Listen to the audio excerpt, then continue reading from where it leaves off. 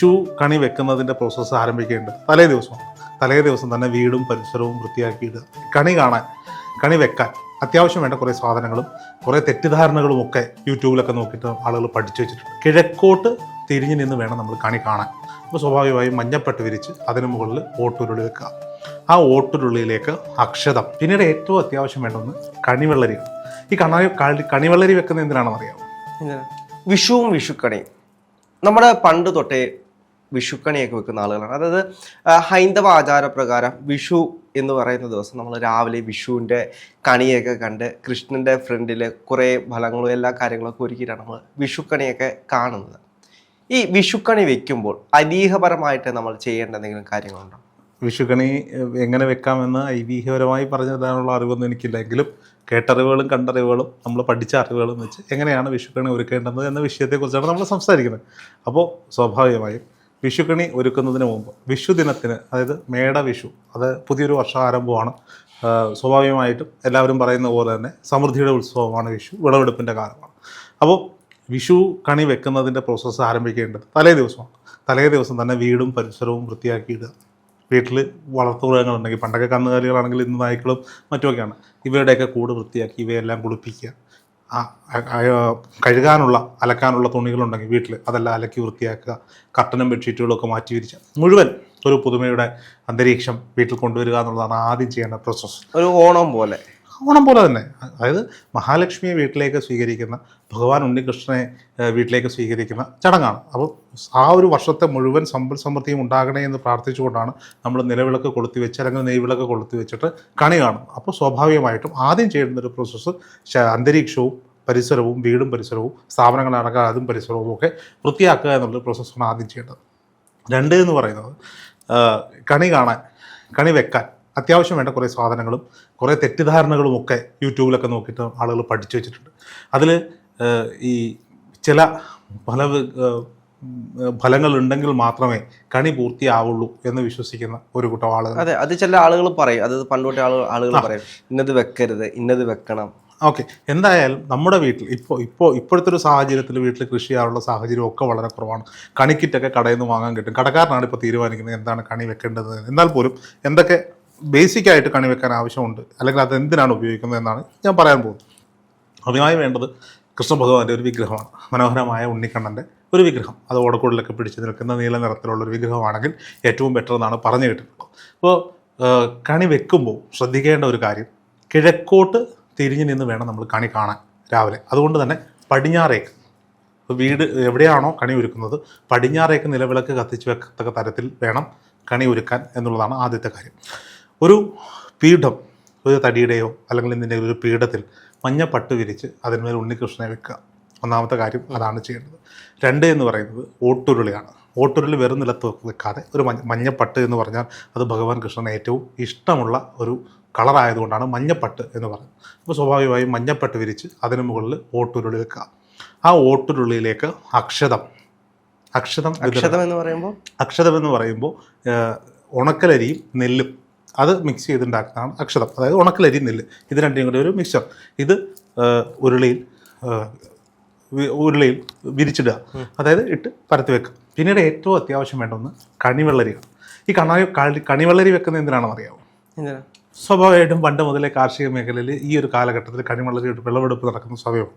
അതിനേക്കാൾ അപ്പുറത്തേക്ക് ഗോൾഡൻ കളറിലുള്ള കണിവെള്ളരി, അത് ഭഗവാൻ ഇഷ്ടമുള്ള ഗോൾഡൻ മഞ്ഞയാണ് കണിവെള്ളരി, വിളഞ്ഞ വെള്ളരിയുടെ നിറം എന്ന് പറയുന്നത്. പച്ചവെള്ളരി അല്ല വെക്കേണ്ടത്. കണിവെള്ളരി എന്ന് പറയുമ്പോൾ ഗോൾഡൻ യെല്ലോ കളർ വരുന്ന ആ കളറാണ് ഏറ്റവും കൂടുതൽ ഭഗവാൻ പീയൂഷമായ കളറാണ് വേണ്ടത്. അതുകൊണ്ടാണ് കണിവെള്ളരി വെക്കാൻ പറയുന്നത്.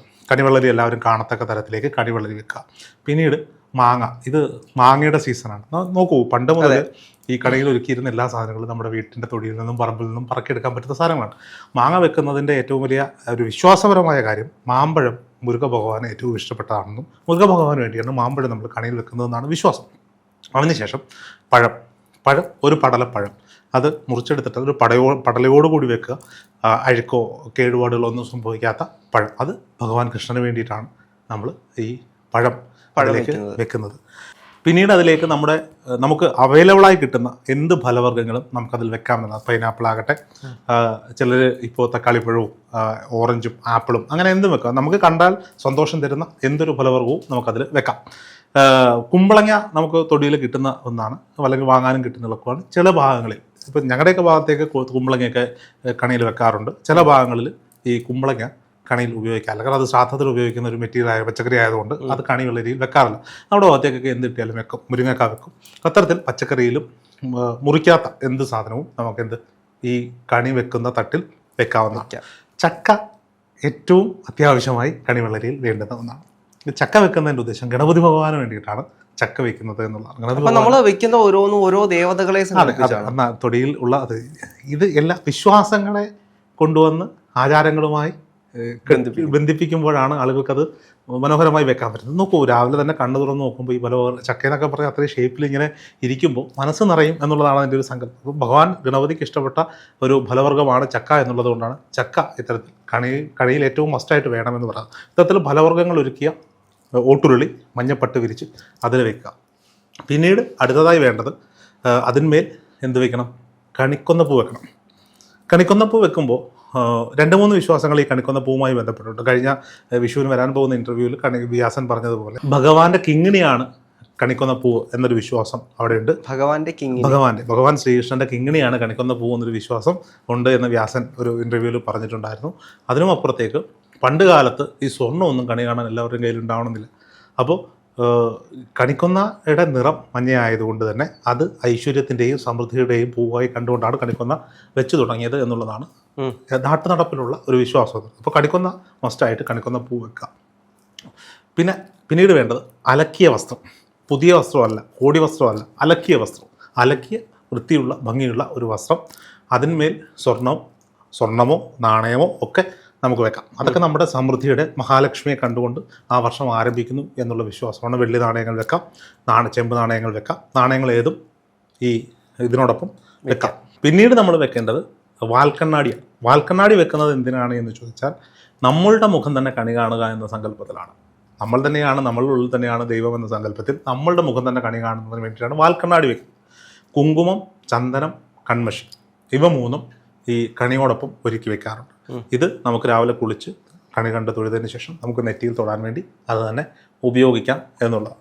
ഇത്രയും കാര്യങ്ങളാണ് ബേസിക്കലി കണി ഒരുക്കാൻ വേണ്ടുന്നത് എന്നുള്ളതാണ്. ഞാൻ ആദ്യം പറഞ്ഞ ഫലവർഗ്ഗങ്ങൾ എന്തൊക്കെയാണോ നമുക്ക് അവൈലബിളായിട്ട് കിട്ടുക അത് 3: മാങ്ങ, ചക്ക, വാഴപ്പഴം, കണിവെള്ളരി. ഇത് ഉറപ്പായും കിട്ടുമോ എന്ന് നോക്കുക. ഇത്തവണ കൂടി വേണമെങ്കിൽ നിങ്ങൾ മാർക്കറ്റിൽ നിന്ന് വാങ്ങിക്കോളൂ. അടുത്ത തവണയെങ്കിലും വീട്ടിൽ ഒരു കണിവെള്ളരി എങ്കിലും കൃഷി ചെയ്തുണ്ടാക്കി, ഇപ്പം ഫ്ലാറ്റിലൊന്നും പറ്റില്ല, എന്നാൽ പോലും വീട്ടിൽ ടെറസിലെങ്കിലും കൃഷി ചെയ്യാൻ പറ്റുമെങ്കിൽ ചെയ്യുക എന്നുള്ളതാണ് അതിൻ്റെ ഏറ്റവും ഉത്തമമായ കാര്യമെന്ന് പറയുന്നത്. പിന്നീട് വേണ്ടത് ഒരു തേങ്ങ 2ആയി മുറിച്ച് അതിൽ നെയ്യൊഴിച്ച് തിരി കത്തിക്കുക. ചിലർ തിരിയിട്ട് കത്തിക്കും, ചിലർ എള്ള് കിഴുകിട്ടി ഉപയോഗിക്കും, ചിലർ ഉണക്കലരി കിഴുകിട്ടി ഉപയോഗിക്കും. ഈ 3 മെത്തേഡിലും അത് കത്തിച്ച് വെക്കാം. അത് നിലവിളക്കിൻ്റെ അപ്പുറവും 5 തിരിയിട്ട വൃത്തിയായി ആക്കി വെച്ചിരിക്കുന്ന നിലവിളക്ക്. ഇത്രയും സംഭവങ്ങളുണ്ടെങ്കിൽ ഒരു കണി എന്ന് പറയുന്ന കാര്യം റെഡി ആയിട്ടുണ്ട്. അപ്പോൾ എല്ലാവരും വിചാരിക്കും, ചിലർ ചോദിക്കാറുണ്ട്, തലേന്ന് രാത്രി തന്നെ നിലവിളക്ക് കത്തിച്ച് വെച്ചിട്ട് കിടന്ന് ഉറങ്ങിയിട്ട് രാവിലെ ഒന്ന് കാണണം. അല്ല, ഇതെല്ലാം ഒരുക്കി വെച്ചതിന് ശേഷം രാവിലെ ആദ്യം ഉണരുന്ന ആരാണോ അവർ ദീപം തെളിയിച്ച് മറ്റുള്ളവരെ കാണിക്കുന്നു എന്നുള്ളതാണ് സാധാരണഗതിയിൽ നടന്നു വരുന്ന ഒരു വിശ്വാസം. മനുഷ്യർ കണ്ടതിന് ശേഷം ഈ കണിയെ പുറത്തേക്കെടുത്ത് പ്രകൃതിയെ കാണിക്കാം. നമ്മുടെ തൊടിയിലെ പക്ഷിമൃഗാദികളെയും വൃക്ഷങ്ങളെയും അവിടെ നമ്മുടെ പെറ്റ്സ്, പശുവോ കാളയോ അല്ലെങ്കിൽ പട്ടിയോ അങ്ങനെയുള്ള എന്തുണ്ടെങ്കിലും, എന്ത് ജീവജാലങ്ങളുണ്ടെങ്കിലും അവയൊക്കെ കണി കാണിക്കാം. നമുക്ക് മാത്രം വേറെ ഐശ്വര്യം നമുക്കൊപ്പം ജീവിക്കുന്ന സഹജീവികൾക്കും വേണം, അല്ലെങ്കിൽ പക്ഷിമൃഗാദികൾക്കും വേണം എന്നുള്ള സങ്കല്പത്തിൽ പ്രകൃതിയെയും മറ്റുള്ളവരെയും കണി കാണിക്കുക എന്നുള്ളതാണ്. അതിൽ വെച്ചിരിക്കുന്ന നാണയത്തൊട്ടുകൾ ലക്ഷ്മി ദേവിയുടെ ഐശ്വര്യമാണ്. മുതിർന്നവർ ആ നാണയത്തൊട്ടുകളെടുത്ത് കുട്ടികൾക്ക് കൈനീട്ടം കൊടുക്കുന്നു. ഈ കൈനീട്ടം കൊടുക്കുമ്പോൾ കിട്ടുന്ന നോട്ടിൻ്റെയോ നാണയത്തിൻ്റെയോ മൂല്യമല്ല, അത് എന്തിനാണോ തരുന്നത് ആ സങ്കല്പത്തെ നമ്മൾ എന്ത് ചെയ്യുക, മനസ്സാവരിച്ചുകൊണ്ട് ആ കൈനീട്ടം സ്വീകരിക്കുക എന്നുള്ളതാണ്. കൈനീട്ടമൊന്നും ആരും കൊണ്ടുപോയി ആവശ്യമില്ലാത്ത കാര്യങ്ങൾക്ക് ചെയ്യാറില്ല, അങ്ങനെ ചെയ്യാതിരിക്കുക എന്നുള്ളതാണ്. എന്തായാലും സമ്പൽ സമൃദ്ധിയുടെയും ഐശ്വര്യത്തിൻ്റെയും വിളവെടുപ്പിൻ്റെയും ഉത്സവകാലമായ വിഷു ഇത്തരത്തിൽ ഇതിൻ്റെ ആചാരങ്ങളും വിശ്വാസങ്ങളും ഞങ്ങൾ കൈനീട്ടം പ്രതീക്ഷിക്കുന്നുണ്ട്. ആരിൽ നിന്നാ? ഇവിടെ ആരാണുള്ളത്? ഞങ്ങൾ മൂത്തത്. ഞാനതുകൊണ്ട് നാളെ തന്നെ നാട്ടിലേക്ക് മടങ്ങുന്നു എന്നുള്ളതുകൊണ്ട് വിഷുവിനോട് ഉണ്ടാവില്ല. അപ്പോൾ ഇവിടെ വരുന്ന ഏറ്റവും തലമൂത്ത ആളിൽ നിന്ന് കൈനീട്ടം സ്വീകരിക്കുക, അല്ലെങ്കിൽ ഗൂഗിൾ പേ ആയി നിങ്ങൾക്ക് കൈനീട്ടം അയച്ചു തരുന്നതായിരിക്കും. പ്രേക്ഷകർക്കൊക്കെ അങ്ങനെ അയച്ചു തരണത് താല്പര്യമുണ്ടെങ്കിൽ തൽക്കാലം വേണ്ട, അടുത്ത വർഷം തന്നാൽ മതി എന്നുള്ളതാണ്. എന്തായാലും ഇതാണ് നമുക്ക് കിട്ടുന്ന അറിവുകൾ കൊണ്ടും കേട്ടറിവുകൾ കൊണ്ടും കണി ഒരുക്കേണ്ടുന്ന ഒരു വിധം എന്ന് പറയുന്നത്.